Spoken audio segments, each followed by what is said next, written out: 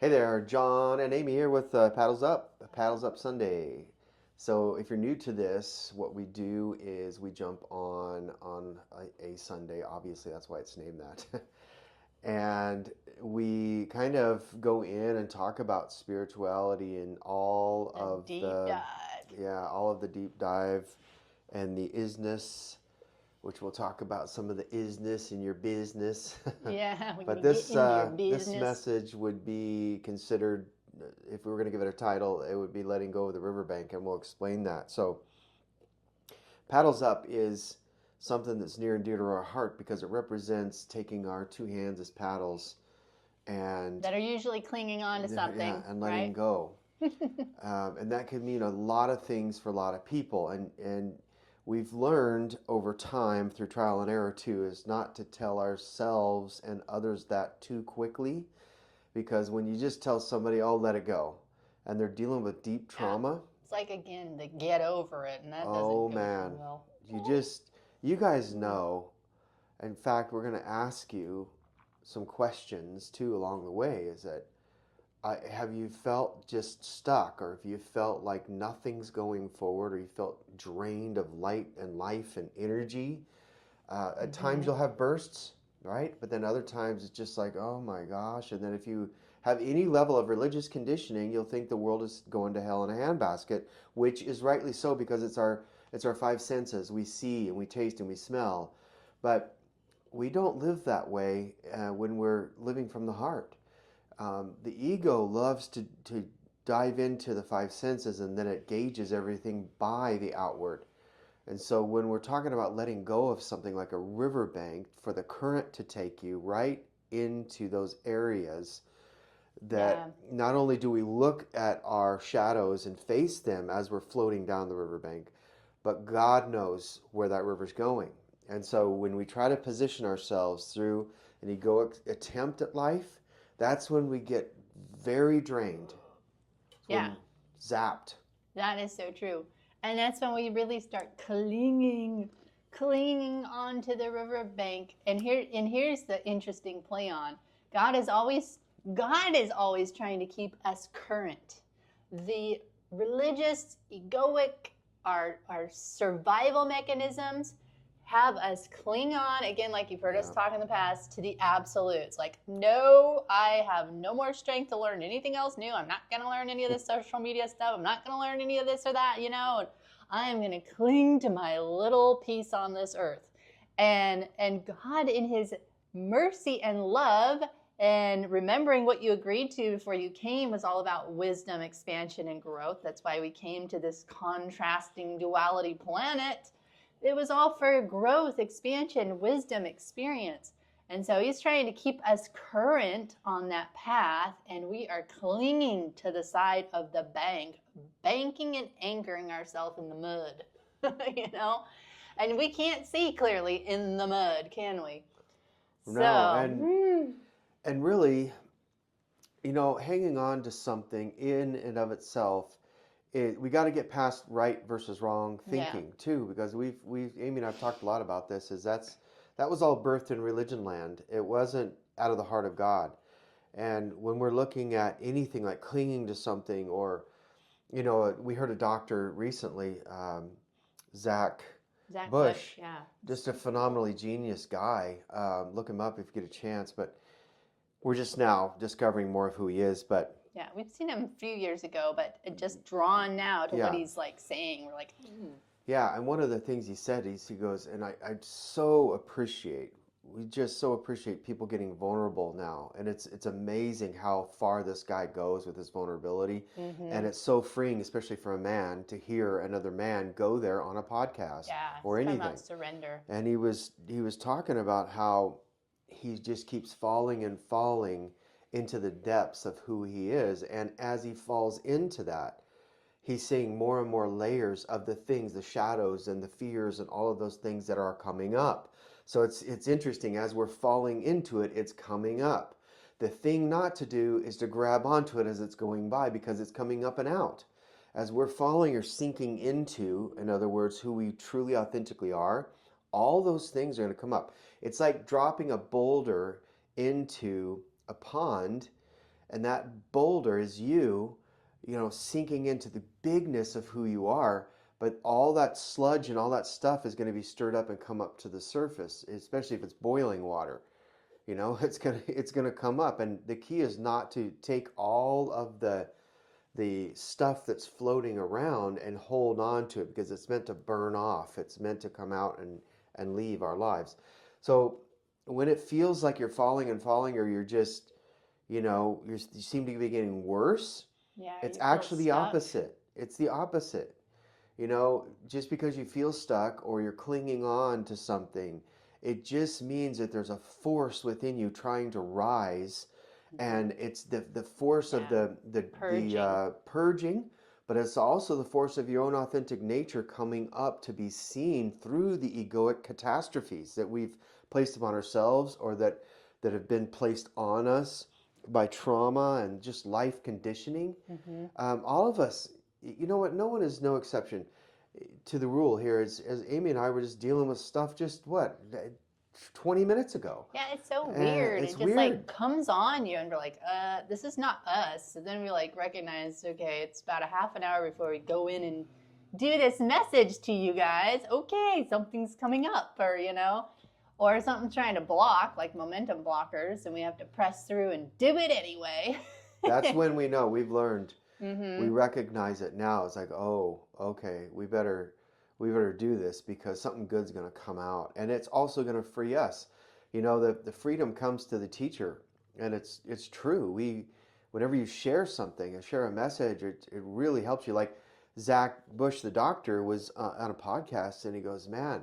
The one that was interviewing me, asked him one question, and he goes, "Oh, I feel so much better, because why? Because he's Yeah. getting it Because out." thank you for letting me express Yeah. what I'm going through. Because he's like going through, relationships with his close, tight knit work Oh group man. that they've been really close for years, and now they're blaming him and leaving him, and he's just like, I'm undone. I don't understand why. And Yeah. he's just talking about the changing and the rearranging and everything going on, and the dismantling, but he's so humble and vulnerable about it, and it's talking about communication, because he's like, I'm a severe introvert, and when we think we're communicating, we're really not. And That's it's a so whole other true. message right there. I tell you, How because it's many huge. introverts, right? We think, oh, I thought I told you that, and because we're so inside, and we don't realize we didn't communicate that, and so yeah. Yeah, you remember, I don't know why I'm picturing this, but since Amy brought up the Klingons, you remember the old Star Trek series, if you're old enough to remember that, or maybe you just watched the reruns, they had the Klingons. And those things were like leeches. They were huge, and they would jump onto their skin and start sucking the life out of them. And whenever we hold on too tightly, Holds on to us. man, it's Ooh. it's an energy drainer of light and pure energy and flow. And so resistance is what actually builds up the illusion of ego, to be Mm-hmm. even think to bolster it, to make it feel like it's really in charge. And for many of us, it has been. There's been a mixture. So we'll see the ego, and we're like, oh, okay, it's keeping me alive. It's my survival, and that's just my everyday life. But then there'll be bursts of spirit that come through our intuition, Yeah. and we make a You move. say, So hey. there's this war that goes on, just like Scripture says, Galatians 5, the spirit versus the flesh kind of thing. But more so, I think what's happening right now across the world, across the globe of humanity, is we are awakening, and this is something that's happened sovereignly, that's moving in our midst, because we're one and we're all connected. We're all sensing this great awakening that's on us right now. It just looks a little different for everyone. Some people are so buried in their ego and their trauma and all that, they don't know that that's going on, but it is literally happening. And so Mm-hmm. this is why the war is even stronger between egoic minds. If you notice, there's like infighting. There's a lot of stuff happening in institutions, organizations, where they turn on each other and devour one another, Yeah. because they don't know what's actually happening.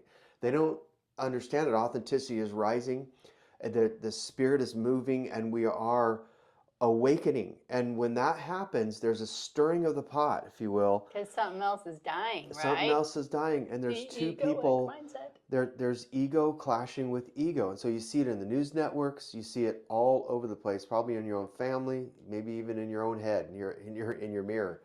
Um, but it's a good thing because if we're aware of what's happening, then we'll actually allow the dissolving of those egoic constraints that come to not serve us, but to hold us hostage. And when we allow the dissolution, the dissing of the solving through the ego, by the Yeah. authenticity solving our problems, which is effortless. One is Mhm. efforted and one's effortless. That's what Paddles Up is all about.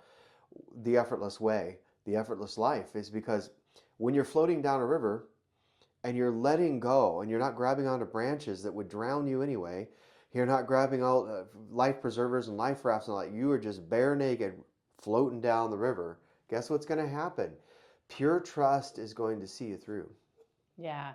Your trust is going to see you through. And that is what's so amazing too, is when we still ourselves and drop into that center, we can actually start feeling ourselves again and feel that current we're actually trusting in to move forward. In fact, Papa gave me a word of encouragement before this that I want to share with you guys on that at some point. I don't know about now, but I will, talking about that, just being still and dropping into that and trusting. Oh my goodness, trusting that we're going to be carried and taken care of where we're going currently next. and Yep. and really, aren't we all, we're dealing with trust issues. That's why we're clinging on to what we know Yeah. instead of, and really what we know is really what our ego knows up to this point. That's what we're clinging to, because we all know our spirit and heart is saying, let go, move forward, trust, it's going to be okay. It's time to go to a new season. It's time to go to a new place. And you feel the undercurrent, right? But the egoic structure, the trained behavior, what society says is trying to keep us anchored because it is losing strength and supply. And it's amazing how truth just evolves further and further. This is again why we can Mm, never just anchor into one thing, because it's like a flower always blooming with more truth. And we've all heard different glimpses of what the ego is. And this last week, man, our minds just got blown open even further about the whole ego and the false matrix. We have two matrix, yeah. right, that we're living in. We've got the original matrix, this is like heaven culture. It's our true spirit design, which our true selves is always at peace. It's not worried. We're connected to God. All that. You just tap in right now. Your spirit's calm, but your soul and your body a lot of times are just stirred up, and either in the future or in the past, right? And so this false matrix, this power of control in the Yeah. earth, is usually connected to entities, right, wanting their supply. So this cloak and this veil is put on us, and the ego is the strings pulling us, pulling at our emotions, because it's giving supplies, to entities. And so a lot of times this is not us. A lot of times when we're feeling these emotional stir-ups or like we need to do all these things and obligations and pressures or shame, all these low density frequencies, that is all meant, Yeah. fear, all meant to give supply to the powers that be, supply to entities that are trying to control, because they're losing power. Where your spirit being, you drop in and you can enter into that trust and flow. So, but yeah, Yeah. ego It's can interesting. be Yeah. associated a lot with that. It's really interesting when you start allowing this inner work to happen without effort. And that's again, the ego is trying to get us to effort our way through with some formula or strategy. And the more we try to apply those things, especially in this consciousness right now, the more it just falls apart. It's like I did a message the other day about ascension and on Studio Oracles actually, and when somebody puts their hand to something and it just fades out, they lose interest very quickly. That's how rapid this is happening right Oh, now, yeah. because if you try to hold on and you try to force something, then it's only going to take twice as much effort, 3 times, 15 times, whatever, as much effort to get it going, and it may not work out anyway. Why not just allow the space and time to take Yeah. place. And while it's happening, keep turning towards your fears. Uh, Mm-hmm. I'm going to do a whole video on facing your monk seal. And it was just a dream I had. And we mentioned this before, but about facing my fears. And it's really interesting when you literally do, but then you don't just face them. You actually just open up and welcome them into the greater part of who you are. So when that happens, when you begin to just see, a lot oftentimes when you talk about, facing your fears, that means I have to go and call the That person. means more That means pain, more pain. right? I have to go and make it right. No, no, no. That's not what we're saying. Just facing the fear of having to possibly call somebody or go to them. Because many times just facing it and welcoming it into the Christ in you takes care of it on its own. And you may not have to make the call. You may not have to do all that right now. Um, and it may not have to happen at all because God is so good at orchestrating things where the person actually gets convicted and they're just like, they reach out to you and it makes it easy. So I don't think God is sitting there wanting to make our lives hard. In fact, I know He's not trying to make it harder. We make it harder on ourselves God. because we want to try to find some formula or strategy Which is a to trained. bolster the ego. Mm, yeah, and that's all training we've received, because little kids don't think Yeah. that way, right? We were programmed. Oh, programmed by right, wrong, right, wrong, right, wrong. And, whew, yeah, it's no fun. Yeah. Mm-hmm. So if you ask yourself some questions right now, do you feel like God is saying something to you internally, your spirit? Think of yourself as two people. I was just talking to a friend about this the other day, and I said, "Look, just it helps me. Maybe it'll help you." I look at like there's two people in me. There's the little Johnny, that's the wounded ego side that's still healing all the time. And then there's the real powerful Spartan John in me, the warrior, Yes, a the gladiator. lover, all of that Mm-hmm. kind of stuff. Not and when I say warrior, it means just a man of courageous bravery and that kind of thing, not fighting everything. So it's the strength of a father, right? Of a Mm-hmm. good papa. So if you look at it like whether a man or woman, it doesn't matter. Just look at like two people in you, and then your true sense, your intuition, your gut sense says one thing, but yet you're fearing in the other. I tell you right now, ego is always playing with fear. It's like fear is its wonder twin, and it's always in the bedrock of fear. So if say for example you're facing a decision, maybe it's to leave a church, or maybe it's to leave a relationship, maybe it's to leave a job, whatever, and all you can think about is the fear of that, Yeah. then you want to turn towards the fear Mm-hmm. and welcome it in, because what you're doing is you're taking the little Johnny, for me, so to speak, the little Johnny, and I'm looking at the little Johnny, and I don't want to harm the little Johnny any more than he's already been harmed. I'm turning towards it and welcoming into the infused knowledge or the education, if you will, of the Papa, the Father side in me that's helping little Johnny heal. And so I'm turning towards it and I'm saying, "Come on, come sit on my lap." Who's saying that? That's the greater part of me and Christ in me, the one that's made of unconditional love, turning towards the wounded one, that the one that has been traumatized and conditioned and programmed to believe a certain way, turning towards little Johnny and saying, "Come on, come over here. Come over here into the light. Come over here into," because little Johnny wants to hide out in the dark all the time because he's afraid. So I welcome him into the light. And then the decision is clear because you've just moved past the barriers and the illusion of the smokescreen of fear that ego has been trying to bolster up and to hold up. And then you're like, "Oh, I see it clearer now." So oftentimes it's just kind of sinking into and waiting and then inviting, and then you'll know what that infused answer is, and then you begin to move on that. But often, more times than not, and we're guilty of this a lot in the past, and still grappling with it some now, but it's getting easier, is to not make decisions out of fear. And anytime we do, then we're going to have to, it's kind of like building everything on entertainment, you're going to have to keep pumping it up, and making it better and better, more fun, more exciting. The put on a light show and all It's that. stressful. Way too stressful. You have to keep propping that sucker up. Yep. So the easier ride, the more effortless way, but it takes trust, is to let go of the riverbank.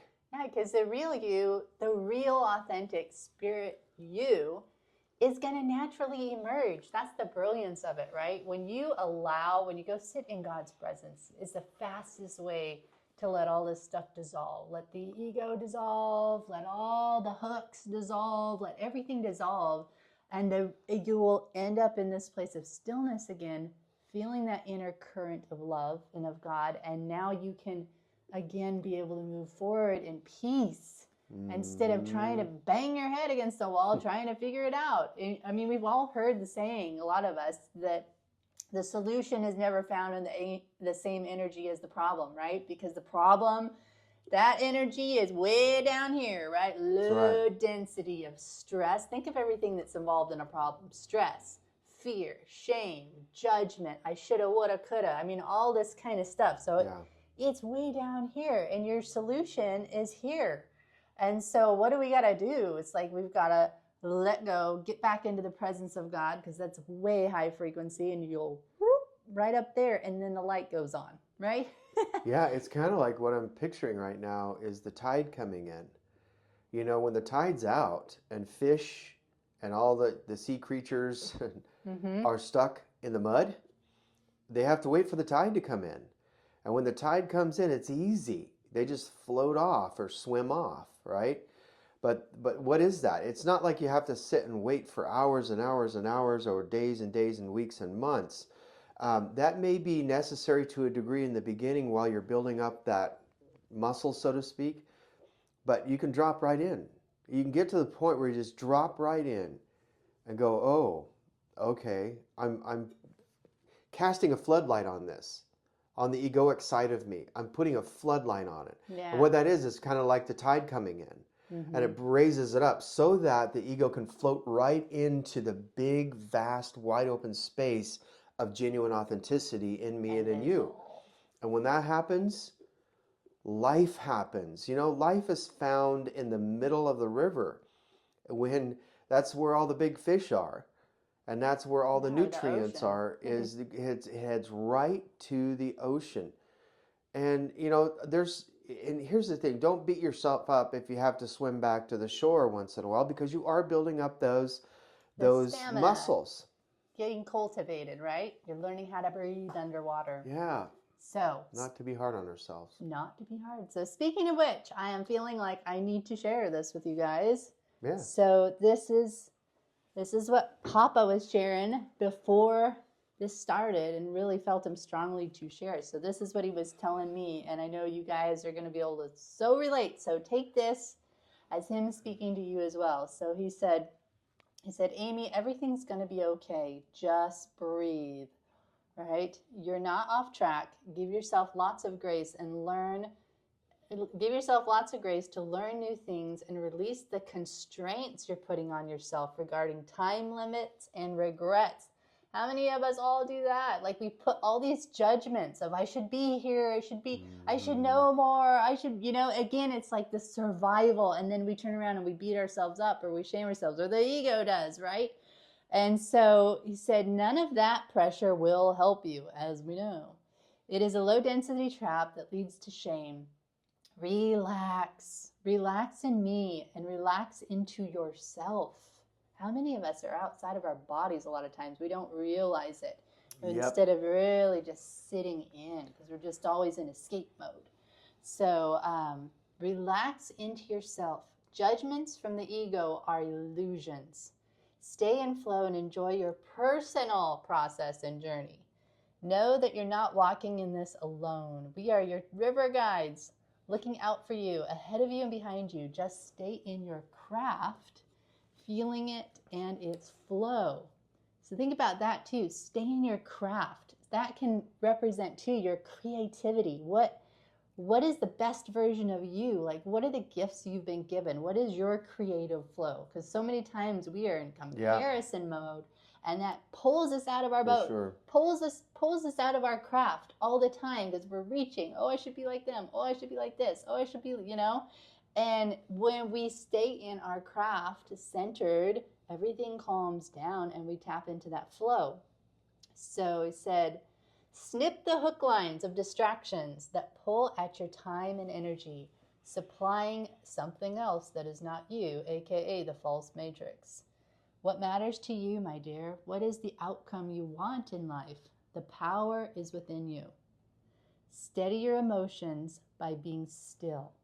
Just like in a small boat, if you rock back and forth in a manner of double-mindedness, indecision, and emotional turmoil, you're bound to flip your boat, or lid, as they say. Yeah. Drop into the center of who you are and be still. Only then can you feel us guiding you. Oh, so true. True. Otherwise, you're tossed to and fro by every opinion, every need, want, and distraction. All this is a tug-of-war pull of your ego, which is simply a puppet pulling your strings as its strings are being pulled by entities that want your supply. They can only get the supply if they can shipwreck you. Be still. Center yourself. Breathe me in and drop back into your heart and spirit, which lives in the deep, where it is quiet. The mind, don't we all? Where it is quiet. The quiet's within. The mind is always above the surface, getting splashed around by the waves. And that's what they are, waves that will pass. So how does a surfer avoid the waves to get out to the deep? He takes a deep breath, drops down, and lets it pass over him. So take a deep breath, drop down into your heart and spirit, and you will feel the peace and see it pass over you. You are not the wave. Relax, meditate, and I will bring you the next daily steps to take. Just connect up. I am your regulator. Oh, I love it. He always has these play on words. I am your regulator. You can try to grasp for air in the waves, above the waves, or drop into the spirit and breathe in our connection. I love you, my dear. Simply align to the receiver and receive your supply. So good. Ooh. Really, really good. Oh. You know, Drop into the center. it's very true. And like she's saying about the wave and then underneath the water, breathing underwater. You know, if you've never scuba dived, it's really interesting when you put the regulator in your mouth, you can hear your breath loud and clear, the inhales and the exhales. And depending on the panic level, that breath will go faster through anxiety. And oftentimes people run out of air because they're breathing so hard and so heavy because they're panicking. But when you take slow, they always tell you, a scuba instructor will tell you, like slow, deep breaths. Just inhale, exhale, just in a calm way. And that's where we'll get to. And there's no shame, there's no condemnation in breathing fast because you're panicking a little bit here. I think we're so hard on ourselves. I know we have been in the past and sometimes still do, but it's gotten a lot better. And when we're hard on ourselves, it just reveals our level of trust. You know, it's just like, okay, am I going to panic, not thinking that the oxygen is not going to come through the regulator? But it's not clogged, it's free flowing. And so the only way we run out of breath is by allowing ourselves to take in the anxiety of what the ego is trying to dictate to us. And letting go of the shoreline is trust. It's going to take every bit of it, but to get acclimated to your spirit, right? Yeah, but see, Christ never sat there and belittled and berated and shamed people because they couldn't get it right the first or thousandth time, right? He just said, "Oh, you have little faith." And some people make that sound that he's harsh, but I believe he said it with all compassion. Even if he said it that way, that's just the translator's way of saying, "Oh, you little faith." He could have said it much, much more gentle than that, or illustrated something through a parable. But think about how kind and compassionate he's been in your life all this time. That unconditional love is unconditional for a reason. It's the fruit of the Spirit is the fruit of the Spirit for a reason. Love, joy, peace, gentleness, kindness, goodness, all those wonderful things that we do not deploy in our lives often enough because ego does not want to enter into that world. It doesn't play in that world. It plays more in the works of the flesh world. It plays in the partyings and the wranglings and the arguments and the belittlings and shames and all that. So just remember that the more we let go, and if we float down 1,000 feet and we panic and we go back over to the shore, there's plenty of grace to let go again and go back down the shoreline again, down the river. Yeah, remember, God is like a good father, right? That's just laughing when the child is learning how to walk. He's like, oh, you're doing it. You're almost there, and then he falls forward.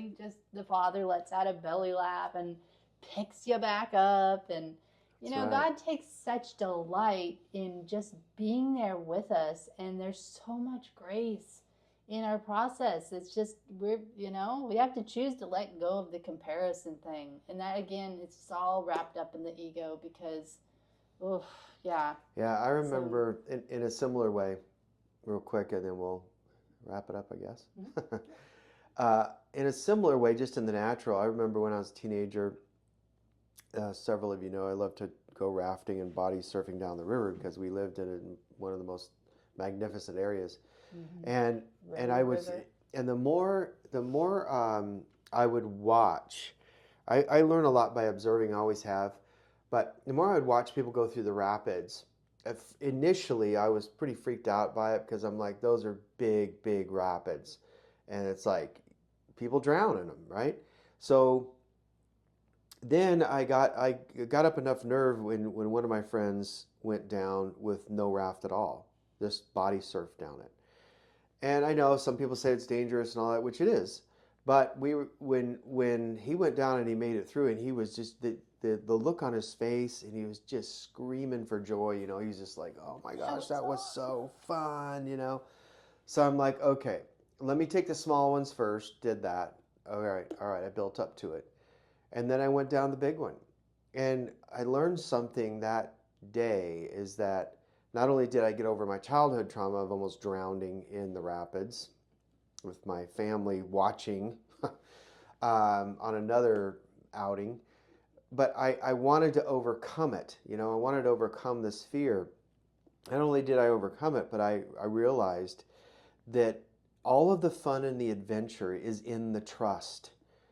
That's where life gets really, really fun. Even though it's hard at first, and we don't want to take another risk if we've been burned or traumatized. But if we get back up on the horse, if we get back out in the river, then it'll get easier and easier and easier. And then you'll discover that you are taken care of.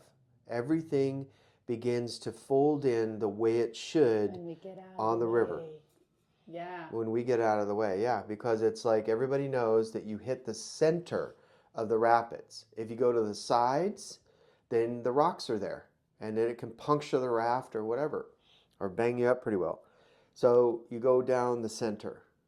And that's where we want to be. If either side is too extreme, right? If we go take a hard left, take a hard right in our lives, sometimes that's really extreme. But if we allow the current to take us right down the middle, and that's the authenticity of who we are, mm-hmm. then we're going to see some real fun things happen. Yeah, and that's where the flow is, really. The flow and the fun and the adventure. If you feel like you've lost your adventure, really take a look at where your life has pendulumed. If it's either pendulumed, over into I don't care anymore, I'm just going in deep into addictions or all that kind of stuff. Or it's just as bad on the other side, pendulum into religion because you need that security and all the protocols and all the doctrines and all this, that you become so rigid thinking that you're light, and you've actually become darkened by your own understanding. Yeah. And you've lost your joy, you've lost your flavor, you've lost your light. and love and play and childlikeness. So I just encourage you, again, this goes back to cleaning on to the riverbank Yeah. on either side. Just encourage you to paddles up, drop back into that flow of simplicity and childlikeness and your first love with God. And I'm telling you guys, things will come back and realign and center for you. So it's a release and things will dissolve. They really will. All right. All right. We Well, love you tons. Thanks for listening. Yeah, thanks for just absorbing that. Watch it again if you have to. Pass this along. I've got a new book out, Authenticity Rising. It's on Amazon now.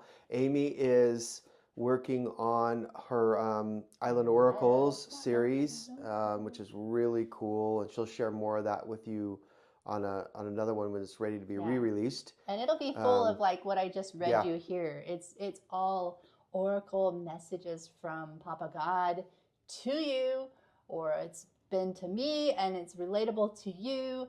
And so it's, if you really need to just, God, I need to hear you, I'm having a hard time, the book is so great because you'll just ask God for a number. There's usually 128 entries in the book, and God will reveal it to you what number is for you, and it is spot on. So the whole island thing is, a lot of times we feel like we're lost on an island, or nobody knows what I'm going through, or you just need to go meet alone with God. And so it's like you and God's own island to just get that download from him. So. Yep. All right. Well, thank you for listening again, and we'll see you on the next one. All right. Take care. Aloha.